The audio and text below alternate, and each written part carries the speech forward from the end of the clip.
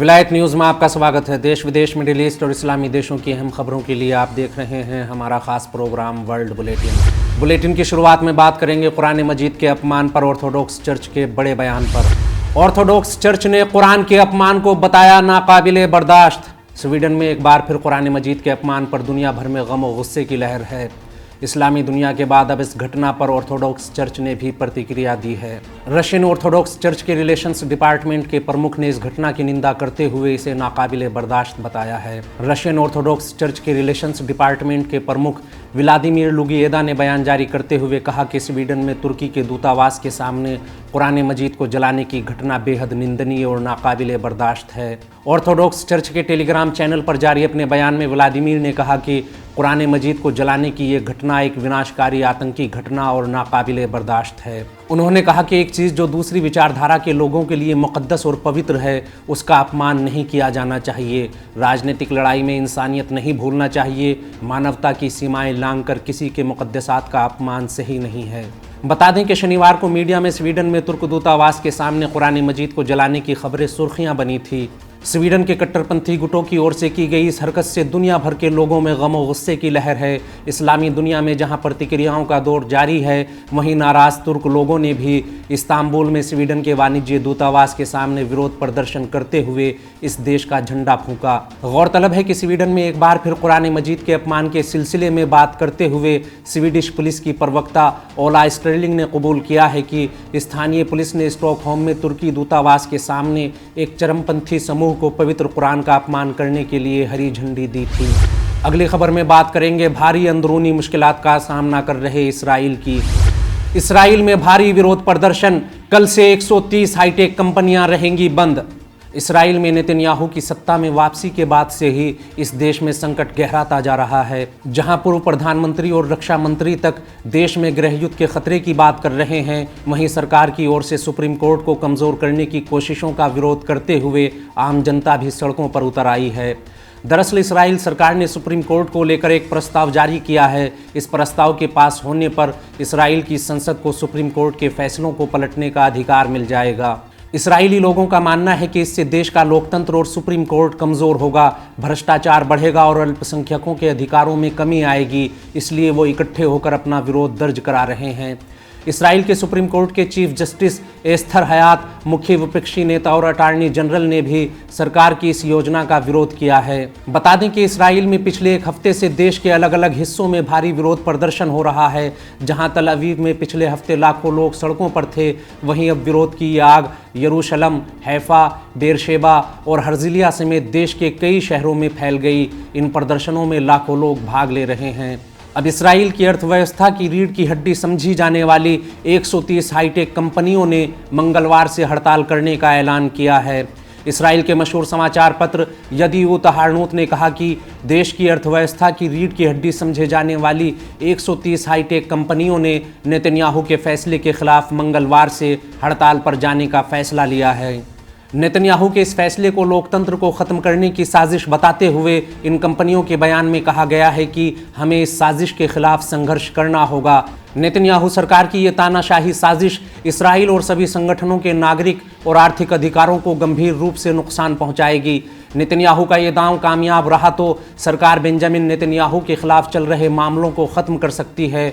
Benjamin पर रिश्वत लेने, धोखाधड़ी करने और विश्वासघात के आरोपों को लेकर कई मुकदमे चल रहे हैं। तल अवीव में पुलिस और प्रदर्शनकारियों के बीच झड़पों की खबरें भी आ रही हैं। ज़ायोनी नागरिकों ने नेतन्याहू सरकार के खिलाफ क्रिमिनल गवर्नमेंट और दी एंड ऑफ डेमोक्रेसी जैसे नारे लगाए।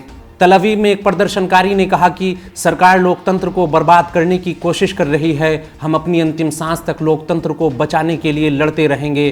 प्रदर्शन कर रही एक महिला ने रोते हुए कहा कि हम यहाँ लोकतांत्रिक देश में आज़ादी से रहने के लिए आए थे। यहाँ लोकतंत्र को बर्बाद होते देखना दुखद है। सीज फायर का उल्लंघन हुआ तो सऊदी अरब की धरती पर होगा टकराव।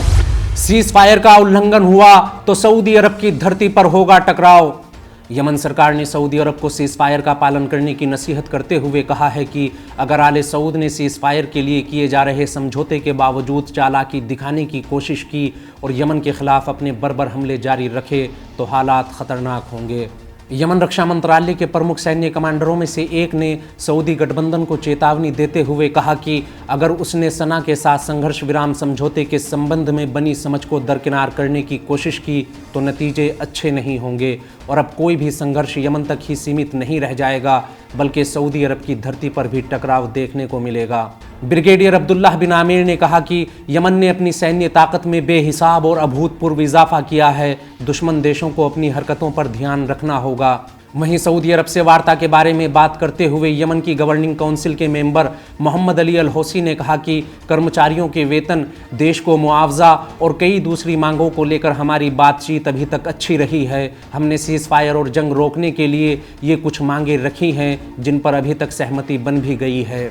मोहम्मद अली अल हौसी ने कहा कि फ़िलहाल कर्मचारियों की सैलरी, सना एयरपोर्ट की नाकाबंदी ख़त्म करना, हुदैदा बंदरगाह का संचालन जैसे अहम मुद्दों पर बातचीत हो रही है और यमन अपने हक़ को हासिल करने से पीछे नहीं हटेगा। अलबत्ता सऊदी गठबंधन अब भी वक्त बर्बाद करने में लगा हुआ है। सीज़ फायर कब से लागू होगा, उसका मसौदा क्या होगा, अभी तक ये बात कन्फर्म नहीं, लेकिन सऊदी अमीराती पक्ष की ओर से कुछ बातों को समझौते का हिस्सा बताकर फैलाया जा रहा है, जिसमें यमनी सैनिकों और सरकारी कर्मचारियों को 2014 की लिस्ट के आधार पर सैलरी देने की बात पर सहमति की बातें कही जा रही हैं। कहा जा रहा है कि सना एयरपोर्ट से मिस्र और जॉर्डन के अलावा अब भारत, मलेशिया और कतर के लिए भी कमर्शियल फ़्लाइट्स शुरू होंगी।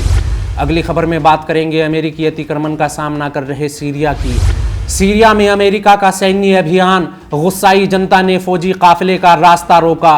सीरिया में अमेरिका की आतंकी कार्रवाइयों के खिलाफ जनाक्रोश भड़कता जा रहा है। अमेरिका ने जहां एक तरफ पूर्वी सीरिया में अपने फौजी मिशन में एयरफोर्स का सहारा लेने की बात कही है, वहीं कामिशली में एक बार फिर अमेरिकी फौजी काफिले को स्थानीय लोगों के गुस्से का सामना करना पड़ा और नाकाम रहकर अपने अड्डे में वापस लौटना पड़ा। दक्षिणी कामिशली में अमेरिकी सेना को उस वक्त शर्मिंदगी का सामना करना पड़ा जब यहाँ लोगों ने अमेरिकी सेना के काफिले को रोक लिया और इस काफिले में शामिल चारों बख्तरबंद गाड़ियों पर चारों ओर से पथराव शुरू कर दिया, जिसके बाद अमेरिकी सेना को वापस अपने अड्डों में लौटना पड़ा।